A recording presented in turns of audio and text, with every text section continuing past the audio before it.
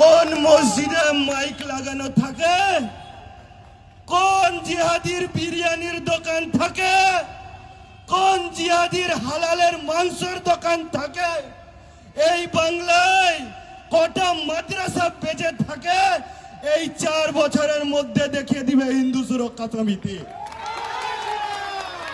এর ভিত্তিতে দেশটা ভাগ করা হলো। আমরা সংখ্যাগরিষ্ঠ এই দেশে, তাও আমরা একটাও হিন্দু রাষ্ট্র পেলাম না। আর যারা সংখ্যালঘু তারা দুটো মুসলিম রাষ্ট্র পেল, আবার এখানেও তারা অধিকার পেল। তাহলে আমরা কি বোকা? আজকে সেই জন্যই আজকে এই ডাইরেক্ট অ্যাকশন ডে পালন করতে এসেছি। আজকে এই বাংলায় সকল সনাতনী হিন্দুদেরকে ঘোষণা করছি, যেইভাবে তারা লাহোর ঘোষণায় বলেছিল কি হিন্দু আর মুসলমান একসাথে থাকতে পারবে না, মুসলমানদের জন্য আলাদা পৃথক দেশ চাই।